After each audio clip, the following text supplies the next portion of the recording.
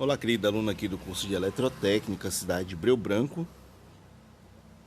Hoje, na nossa oitava aula, nós vamos falar sobre quadro de distribuição de cargas, tá?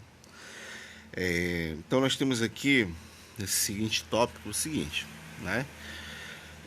Para facilitar a obtenção das informações relativas às cargas dos circuitos terminais de uma instalação elétrica, que a gente vai mostrar já na figura, o qual vai sintetizar todos os dados, qual o número e o tipo de circuito, tá?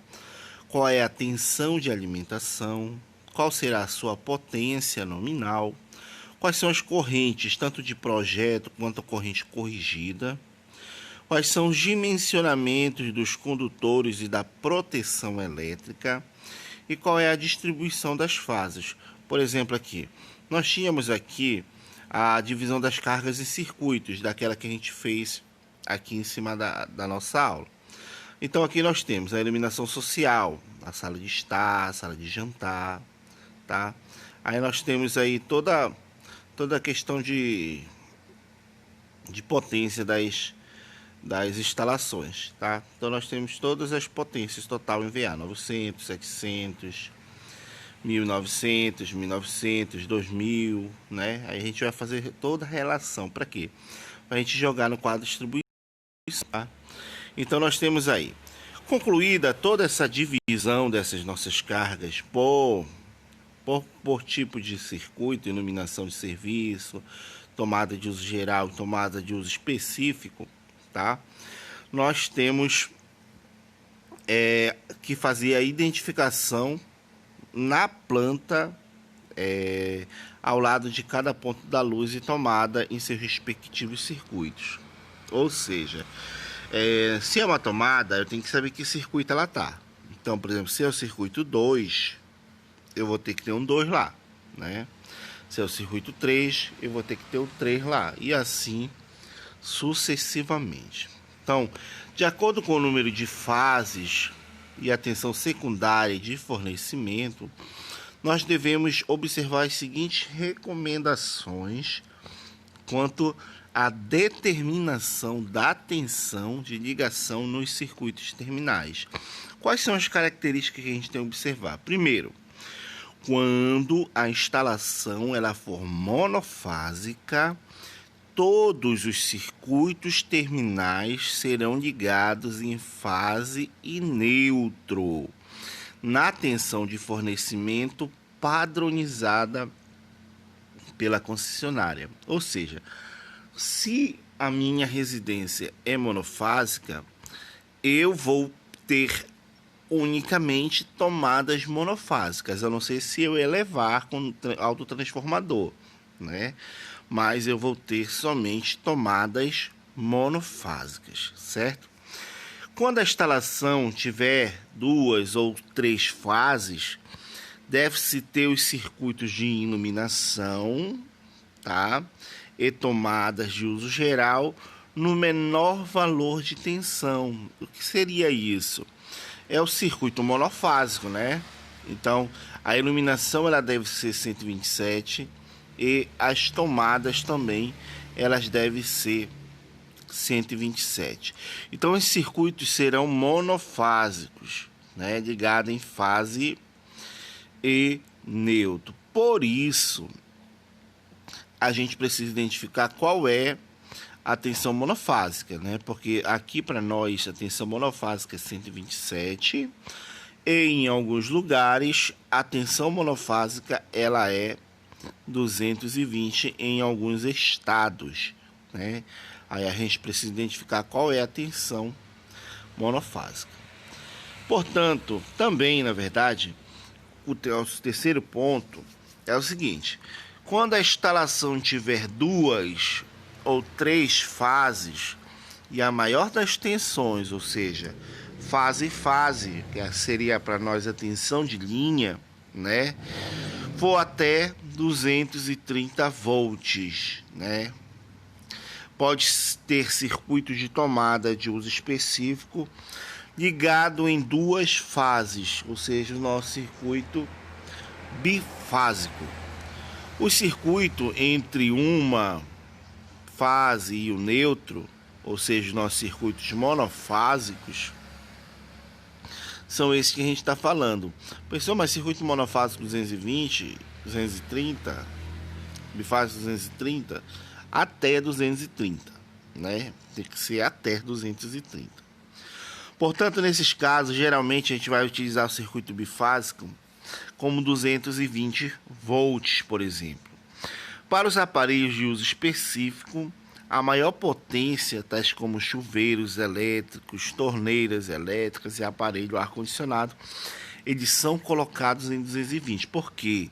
Porque ele possui uma potência maior e se eu colocá-los em 220, a minha corrente vai ser menor. Ao contrário, se eu colocar em 110, né? A gente sabe que a corrente no 220 ela é bem maior, perdão, é bem menor que a corrente no 127, certo? E aqui eu tenho uma representação do circuito na residência, tá? Por exemplo, aqui eu tenho o primeiro disjuntor para iluminação, ele vai ter fase, vou pegar aqui, mas claro. Para iluminação, ele vai ter fase, neutro e proteção, então ele vai ser monofásico, 127. Primeira tomada de uso específico, não, né? Tomada de uso geral. Ela vai ser fase neutro, monofásico, né? O chuveiro elétrico, aqui nós temos ele bifásico. Mais um circuito de tomada de uso geral, monofásico. Outro circuito de tomada monofásica. E a torneira elétrica, que seria um circuito bifásico, tá? Então aqui a gente fecha todos os circuitos que nós temos, né? Tanto de iluminação quanto de uso específico e de TUG, né? Então quando a gente fala para o quadro de distribuição ou simplesmente dividir o circuito, nós estamos falando de fazer essas especificações aqui para o quadro de distribuição, ou seja, saber qual disjuntor deve ser utilizado em cada circuito dentro do quadro de distribuição, certo? Então aqui, ó, o que é que nós vamos fazer? Nós vamos começar aquilo que a gente fez na sala, né? Colocar todas as tomadas no seu respectivo lugar e todas as lâmpadas especificando quais circuitos elas são. Ó, representação de tomada, circuito 3 aqui. Deixa eu pegar outra tomada.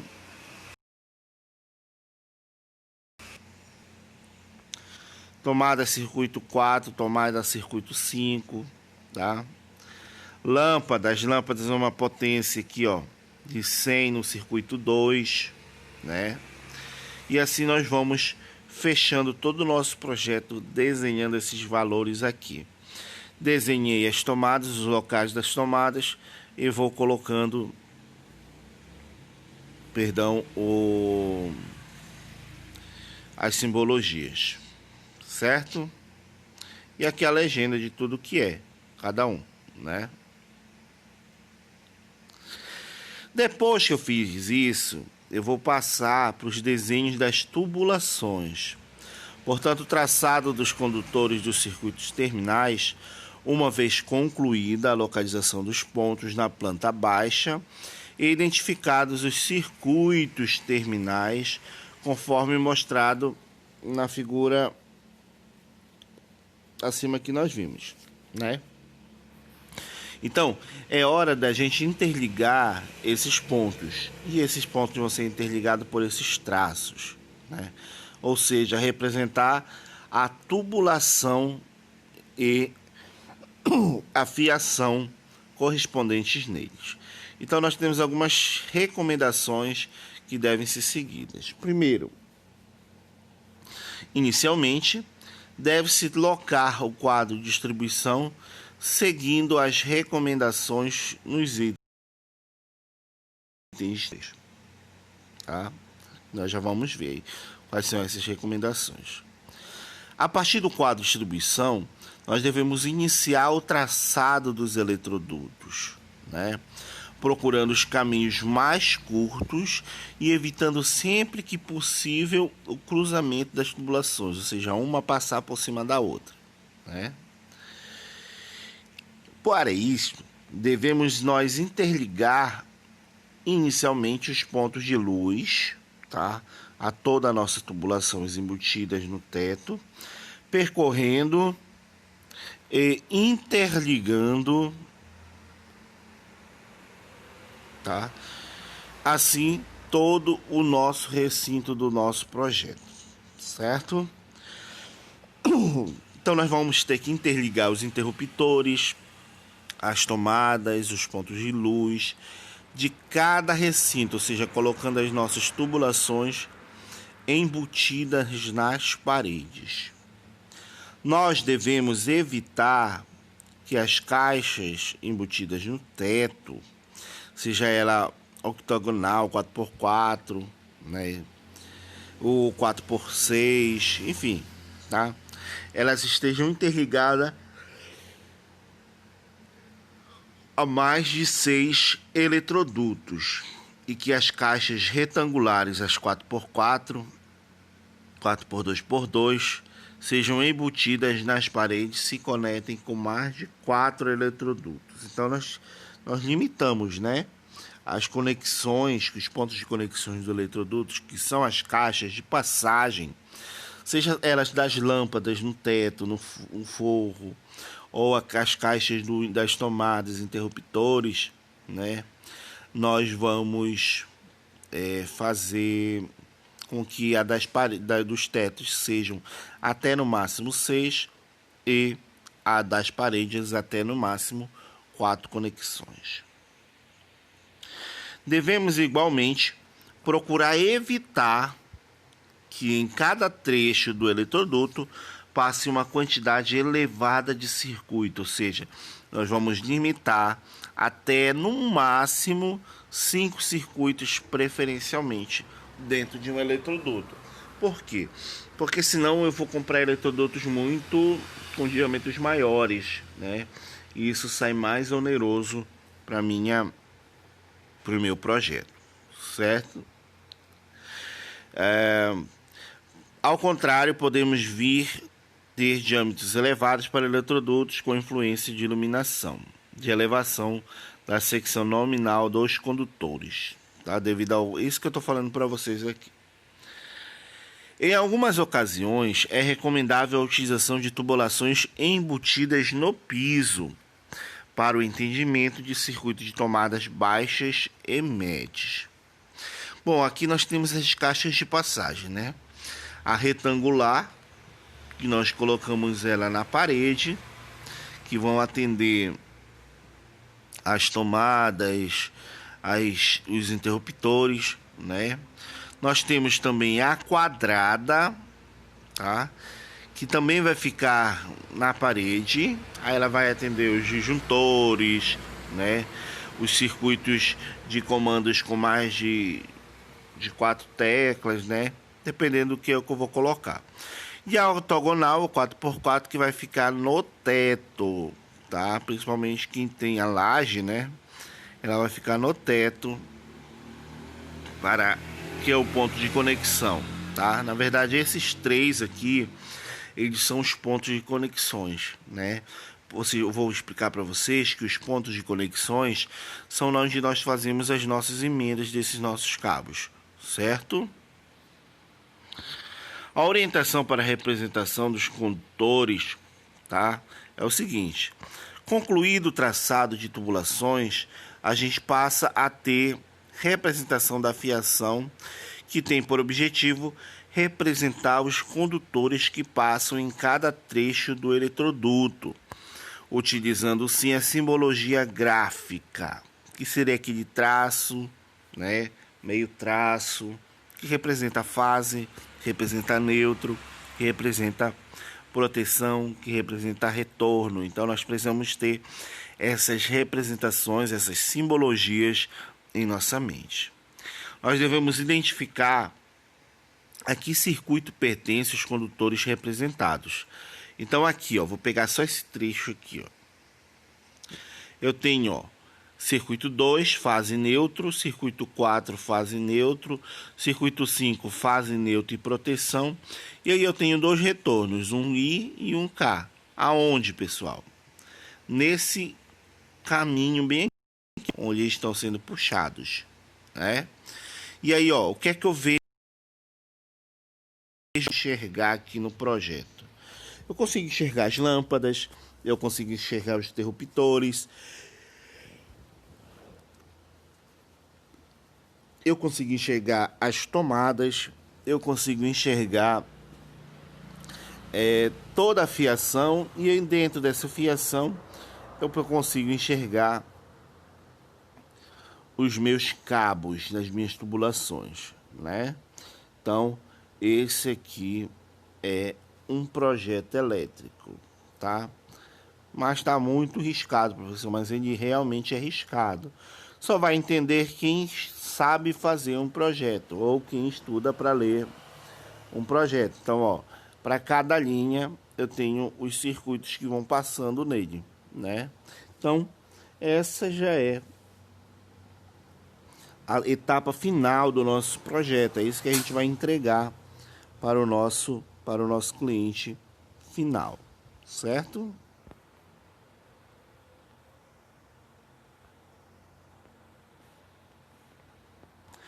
E novamente, nós temos as nossas legendas, tá? Nós temos as nossas legendas aqui, para que vão estar representando cada diagrama que eu tenho aqui no meu projeto, certo? Bom, então vamos falar sobre os condutores usados nas instalações elétricas. Primeiro, o condutor elétrico é propriedade de conduzir ou transportar energia elétrica ou ainda transmitir sinais elétricos. Então nós temos o seguinte: os condutores devem ser analisados sobre os seguintes aspectos. Primeiro, material a ser utilizado como condutor, a forma geométrica desse condutor, qual é a isolação dele, qual é a blindagem, qual é a secção nominal. Vamos falar primeiro sobre o material. O material, eles são classificados em dois grupos: os materiais de elevada resistência e os materiais com elevada condutividade, condutores e não condutores, certo? Os materiais de elevada resistividade destinam-se às aplicações de transformação de energia elétrica em energia térmica em equipamentos elétricos tais como os nossos fornos, os chuveiros, os aquecedores, os soldadores. Então nós vamos transformar a energia elétrica em energia térmica ou luminosa, tá? Que seriam os nossos resistores. Os materiais de elevada condutividade destinam-se a todas as aplicações em que a corrente elétrica deve circular com menores perdas possíveis, tá? Por exemplo, as ligações do aparelho, equipamento de transformação de energia elétrica, em outras formas de energia, como exemplo a bobina, eletromagnética e assim, entre outras. Dentre os materiais condutores de elevada condutividade e que possuem maior diversidade de utilização na área elétrica e eletrônica, e também por questões econômicas, nós podemos citar o cobre, o chumbo, o bronze, o alumínio, a platina, o latão, a prata, o mercúrio, ou seja, todos eles são bons condutores em característica financeira, viabilidade financeira, tá? Então, o cobre para nós, ele é conhecido como desde os tempos pré-históricos, na verdade, né? Vem toda um histórico aqui. Mas aqui fica a leitura para vocês. Eu quero pegar o segundo parágrafo. O cobre é um metal não ferroso de relevante importância na atualidade, Ao longo dos anos, ele tem sido mais utilizado devido ao seu comportamento quanto à condutividade elétrica e principalmente também térmica, tá? A utilização desse nosso cobre em larga escala se deve ao fato de apresentar as propriedades e características que lhe garantem posição de destaque entre os metais condutores. Aí aqui nós temos as características físico-químicas do nosso cobre, tá? Já o nosso alumínio, né? O alumínio é um metal de coloração branca, prateada, extremamente maleável, dúctil, tá? As principais notícias que se tem de utilização foi há 4.000 anos, usados pelos egípcios. Histórico dele, tá? E aqui ele é os minerais dos quais é extraído são a bauxita, a criolita. O nome bauxita originou-se da cidade francesa histórico, tá? Alguns produtores que nós temos, Estados Unidos, Rússia, o Brasil, né? 70% do que consome de suas principais jazidas encontram aqui no Pará, Serra do Carajás, em Minas Gerais. O alumínio, portanto, é o metal mais abundante na crosta da Terra e na escala de utilização encontra-se em segundo lugar, tanto na indústria como na área elétrica. Na indústria, em primeiro lugar, ficou o ferro e o aço, e na elétrica, o alumínio ele fica em segundo lugar, tá? Seria o nosso cobre em primeiro lugar, mas o alumínio não perde muito, não chega muito distante desse não, tá? Característica físico-química deles que nós precisamos saber. Então nós temos o seguinte: comparação entre ambos os metais. O cobre ele é utilizado em qualquer tipo de instalação, principalmente nas interiores das edificações. O alumínio pode ser utilizado nas seguintes condições: uso da instalação industrial, quando a secção for igual ou superior a 10 milímetros, a potência instalada for superior a 50 kW. Então, para isso, nós utilizamos os alumínios, tá? E tem que ter instalação por pessoas qualificadas, pelos nossos eletricistas.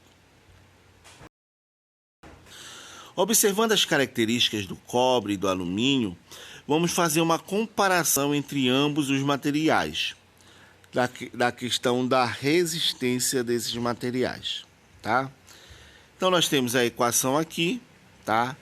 Diâmetro, secção.